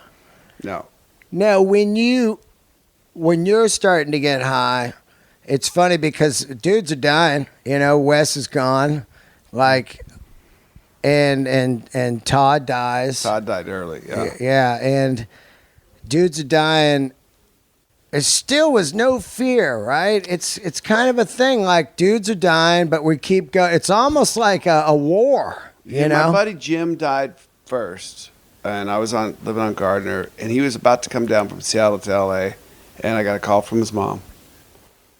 She was crying, and Big Jim was a guy, like, super close pal with all of us. We had a Seattle contingent, all these guys, Donner and Yogi and all these guys, Big Jim. And so Jim passed, OD'd, and then Todd. Yep. He and I were super, super close. And him passing, his mom calling me in the middle of the night in L.A., 4 a.m, woke me up. She goes, tell me Todd's next to you in bed. He's in your apartment. I'm like, no, what? No. Please tell me he's there. And they say he's dead. And I got up. I'm like, so that wow hit me. There was guys dying around us, yeah, but it wasn't a wake up call as it maybe should have been. For me, I think the more that happened, the more I isolated myself and got more into it, just to damp down the pain of that stuff, right? And dampen down the pain of your own addiction. Yeah. Once you realize you're fully addicted, it's not the best feeling. No, this isn't what you got into rock and roll for. This wasn't part of your dream, you know? Being a junkie is not a part of your dream. Being an alcoholic's not part of your dream. Were you cocaine or heroin also? I did whatever there was. Whatever there was. Mainly drinking. So if I was too high on cocaine, right, you got to drink to come down. Or something else. Yeah. Oh, yeah, I gotcha. Yeah, I was not I'd done psychedelics in my teenage years. Yeah. Stuff, so I was past that. Yeah. It was all just hard drugs. Yeah. Pills, a lot of alcohol. Yeah. That was my poison. Really was the combination of stuff. And I think For me, there's a lot of not knowing how to deal with stuff, so this will work for now. Yeah. And then realizing, I think me at like 27, I thought, well, I've got 2 years left. Yeah. And being okay with that. Yeah. Like, all right. Like, Yeah, it's coming to an end. It's coming to an end. And my thing did come to an end, but my pancreas burst, and the rest is kind of history. I got clean and sober. And it's crazy when you see photos of you from the Illusion tour. Yeah. It's not pretty. There's no neck, really. It's just there's no life in my eyes. The either. bloat of you was unbelievable. Liver stopped working. It wasn't weight. I wasn't eating any food. Wow, no food, huh? No food, no water. Yeah. No food, no water. And water. I didn't touch water from the age of 20 to 30. No water, just booze only? Yeah. Holy shit. And then like what, soda or something? Vodka straight, touch of cranberry. Wow. Yeah. And then just no water. No. So like my liver stopped, like stuff stopped working, and then that's when the bloat comes on, and then my feet and hands were cracking. Whoa. Hair was falling out. Wow. I saw pictures when I was writing my book. That's when I started, like, where you got, and put pictures in the middle. Yeah. Especially of, like my wife and the good stuff, but you got to put the bad stuff in. Of course. And I found one picture of me, and I've got my hand up. It's in the book, and there's no life in my eyes. Wow. Just like a totally different person than I really was inside. Yeah. And that I would become, and that I was before. But that picture shook me. 10 years into being sober, I saw that picture of me, like, oh shit, or 15 years into being sober, like, wow. That's why people were so worried about you. I see it now, Yeah. And there was plenty of people that were trying to get me to stop and all kinds of stuff. But, you avoid them, then you drink and you use on that too, Were you big enough at the time where you just had dealers rolling with you at all times? Like, how were you guys scoring? Of course, there's no street drugs anymore. You just have guys that are flying in, or are they traveling with you? No travel. No, we didn't do any of that. You could always pick up whatever you needed, country you're going to. Right. Like through various ways. Of course, I get that, but after a while, like, you ever watch Cocksucker Blues? The Stones, yes. That guy shows up, the dealer. Where's the goddamn money? That white guy in the bayou. That's one of the weirdest scenes I've ever seen. They're all shooting up, and he wants the money. Yeah. Oh my God, it gets pretty dark out there. Yeah, it gets pretty dark out. There was some, I went to some pretty dodgy places to get drugs. Oh yeah, you would go out and get. Wow. Yeah. Just a rich rock star could easily get. My buddies were junkies, and they got robbed. Not when you needed it right then and there, man. Yeah. You would go to the dodgy, in Philly, I went to a place, and back some guy's fucking beat up shitty car, and he got out of the car with the keys. And there was like the kids on the street with the baseball bats and all that shit. People hanging on the stoops and just looking at a white boy. Wow. In the back of a car. I was like, oh. Maybe I won't make the Spectrum tonight. Ooh, this is the Illusion era? Yeah. Do you go solo? There's so many stories of this kind of stuff. Yeah. No, these are great stories because they're really, really wild to think about. So we landed in Philly. I needed to get what I needed to get, and there was. You can scope out the dodgy.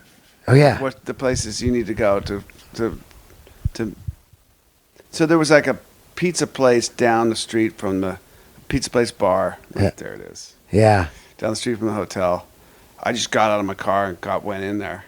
Wow. Coming in from the airport, sure enough, there's a guy. Yeah, we can go. We can make it happen. Did the guy know it was you? Like, holy shit, this is Duff McKagan? Maybe. I mean, that wasn't important to me at the moment. Yeah. We got in his car. We went down to the hood. Whoa. And, there's a lot of those kinds of runs. Yeah. Promoters taking you places. Promoters were great for that, for sure. I remember going to a strip club in Alabama, like out in the rural, not in the city. Yeah. But that's where this guy was. And I got out there. And there was a chick, like full-term pregnant chick, dancing on the stage. It was just gnarly. I'm like, oh, fuck. Yeah. but this is what you know, it's what I got to be to get what I need. Yeah. Out just like super rural, super gnarly, sketchy. That's radical to think, right? Like a giant rock star at the time is out on solo drug runs, you know? Oh, yeah. Not sending McBob or anybody. No, McBob wouldn't go do that for me. No way. No, nobody would go out and get it for you because you were such a mess that you had to do it on your own. Wow. Yeah. That's when it gets dark. Yeah. It's interesting that you wouldn't travel with a buddy then at the time. I had a buddy come out here and there. Yeah, people, party buddies, like, hey, you go get it. Here's the money. Yeah. I'll be here in the room. Hurry up, you know? Yeah, especially to, once you're that deep, you don't even care if you got arrested then, you know? Because that's a time where if you got arrested, man, it'd be everywhere, like, and then you couldn't travel. No, you did everything you could do not to get arrested. Yeah. You keep a low profile. Yeah. In and out, try to make it real quick. Yeah. You know? Yeah. The cops I never had a problem there. I did everything. I did not want to get arrested, so I did everything I could do. When you guys are out, is it really? It's when the wheels fall off, of course, of the Illusion tour, because Izzy decides to get sober.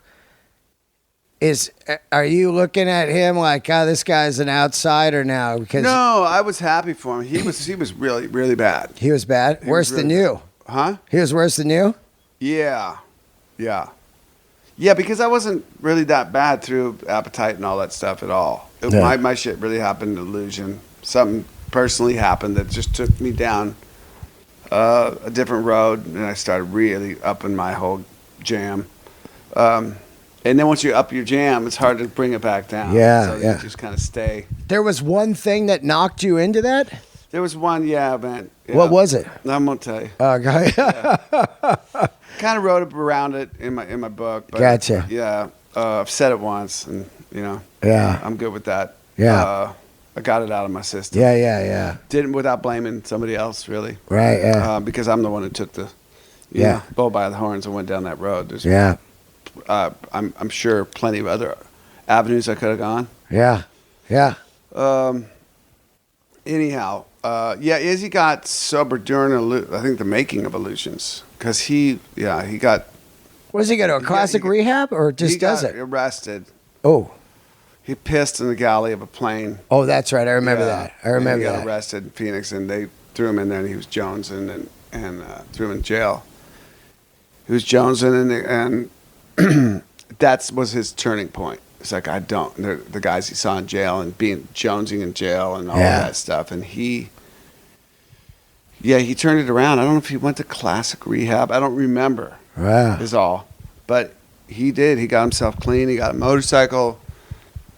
Started riding with clean guys, like the whole thing. And I understood it, man, that he couldn't really hang with us.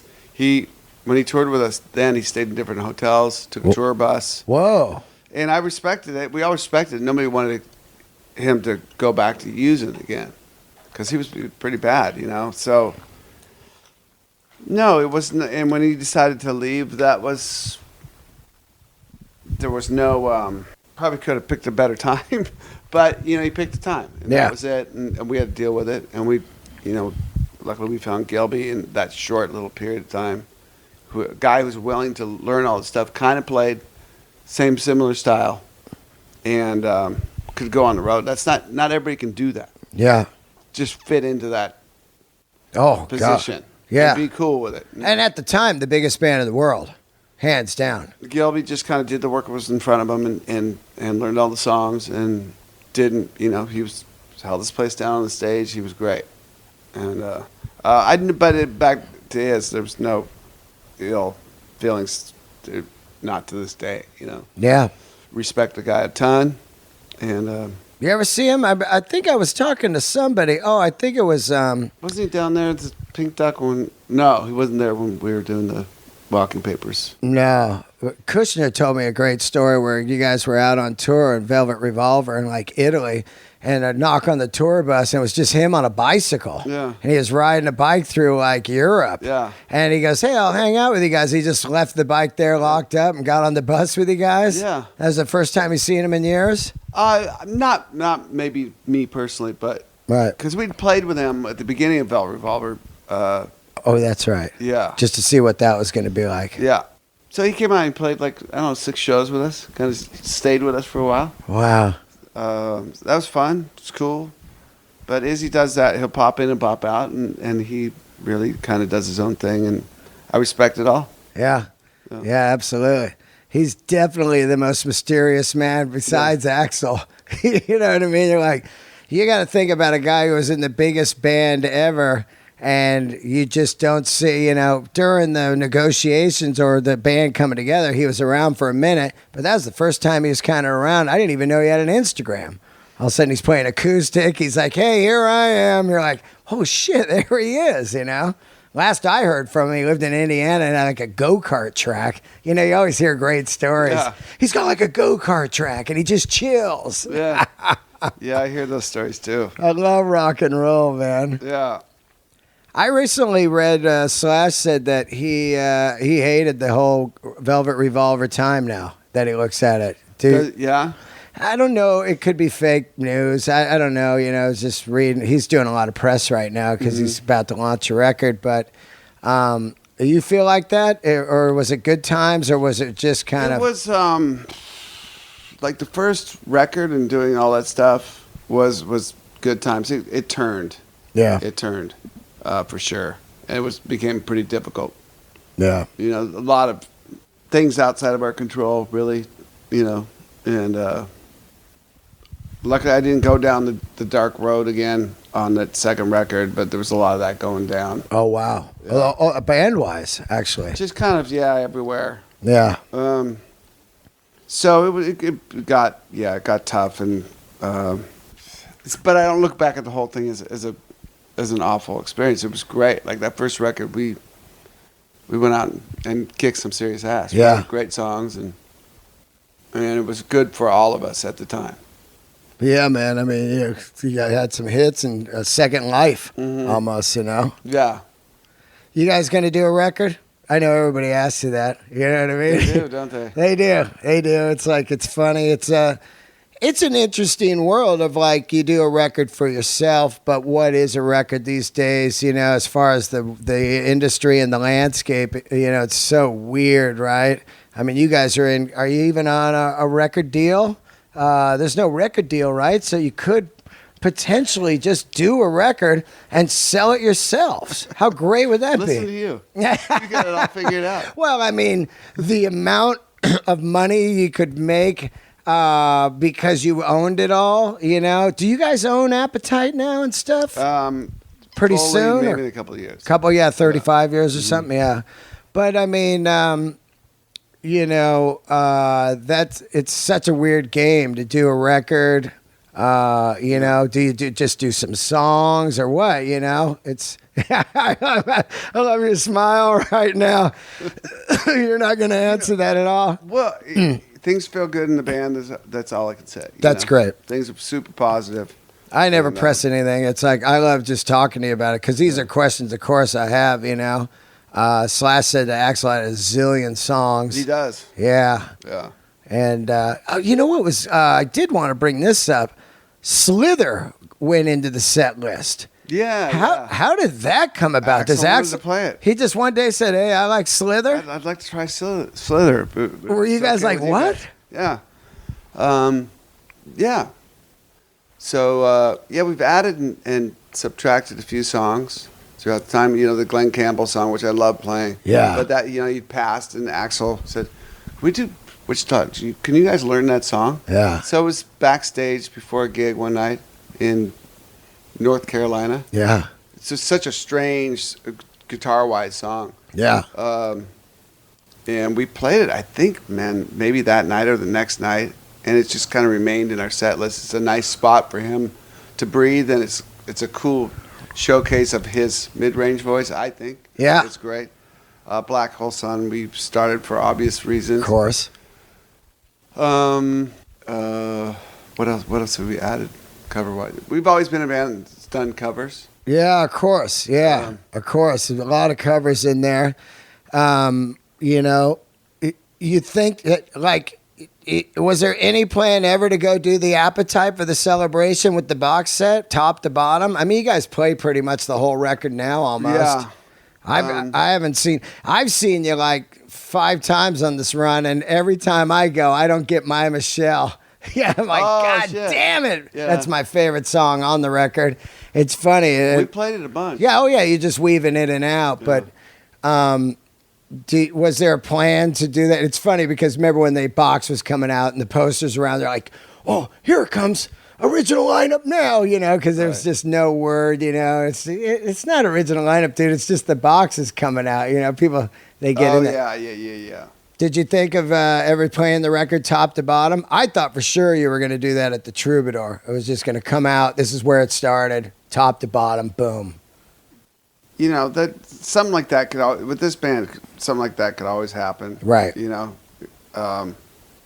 Illusions top to bottom would be rad, like next tour, because you got to start thinking about different stuff now on another. You guys have been out, what now, 2 years? Mm-hmm. You got to start thinking some set list and some new ideas to get some round 3 and 4 in there of ticket buyers. Yeah. So now you get into some themes. There's some good ideas going out there. Yeah. We know what AC/DC is going to do, man. They're going to do that 40-year anniversary of Back in Black. There's no way. They got those guys back. They're in Vancouver right now recording, and that could be the biggest tour of all time. If you went out and did 40-year anniversary of Back in Black with the dudes, man, you go out and do the Illusion tour. Man, you know a lot about what's going on out there. That's because I love rock and roll, dude. Yeah.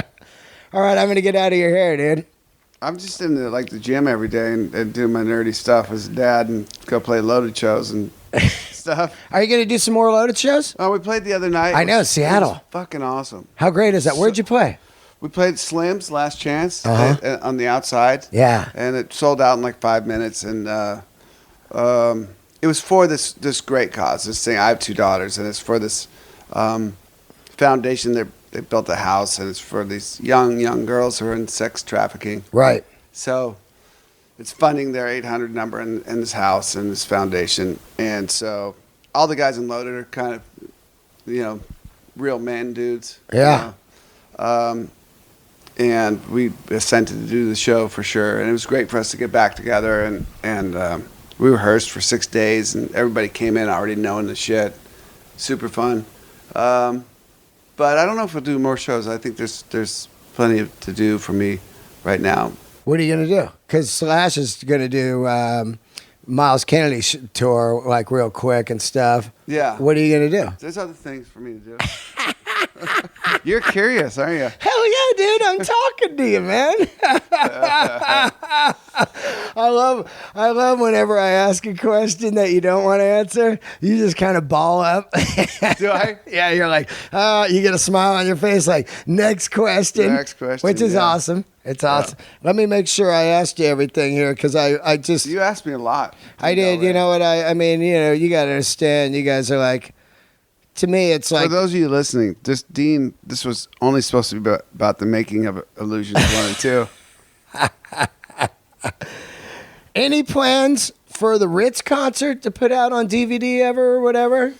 Because that thing's... Nothing planned. Yeah, because that thing's such a masterpiece.